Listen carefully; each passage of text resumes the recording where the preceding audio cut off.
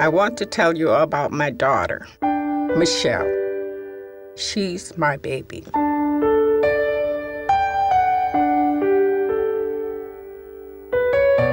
Michelle was born January 17th, 1964. That's her brother Craig on the left. We lived in an apartment on the south side of Chicago where her father worked at the city water plant, and I got to stay home with my children. Michelle was especially close to her daddy. My father was in his 50s, and my sister would still sit on his lap and put her head on his shoulder, as she used to do when she was a kid. And that sort of, in one picture, epitomizes their relationship. Her dad was just a sweet man and a kind-hearted man, and somebody who thought everybody should be treated with dignity and respect, and I think that carried over to Michelle. We raised Craig and Michelle to go to college, but we teased them about how some people went away to college and never came back to their community. My mom and dad would always say that if just a few people would come back and live in the community, it would make all the difference in the world, and we talked about that a lot. She was very committed to the south side of Chicago. She was very committed to using every bit of her skills and her talent to lift others up. After law school, Michelle came back, and at first she worked for a big law firm. That was where she met Barack.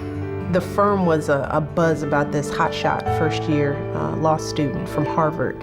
His name was Barack Obama, and I thought, well, who names their kid Barack Obama? So I figured this guy has to be weird. She was assigned as my summer advisor. I was late that day, so I don't think I made such a great impression, but she was dazzling. When he first showed up, he was a little late, so I thought, well, maybe he didn't have his act together. But then when he walked in, he was very handsome, and he had this air of interesting in him that I didn't expect. I didn't see a ring on her hand. So turned out she didn't have a boyfriend, but she was very resistant to the idea of some inter-office dating.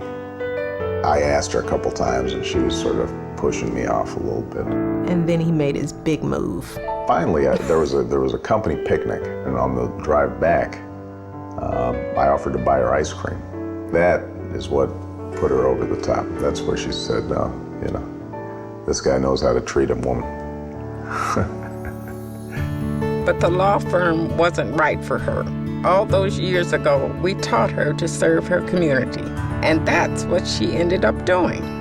Michelle came to work with us in the mayor's office, and after a couple of years, she went to work in Public Allies, which is an organization that mentored young people and gave them an opportunity to learn public service work. And she did this because this was important to her. It didn't matter that it didn't pay any money. This was important to her, this was her mission, and this was something she wanted to do. I think Michelle has a gift for seeing the potential in people that they don't even know is there. The Public Allies class had people that if you saw them walking down the street, you wouldn't assume that these people would be community leaders. But so many of them went on to careers and lives in public service that she must have some kind of uncommon gift in seeing that in people. I'm really excited for people to see the Michelle that I knew, the Michelle who I miss in my day-to-day life, the Michelle who, through a casual joke or a comment or a hug in the corridor, who could make you feel like you could do anything.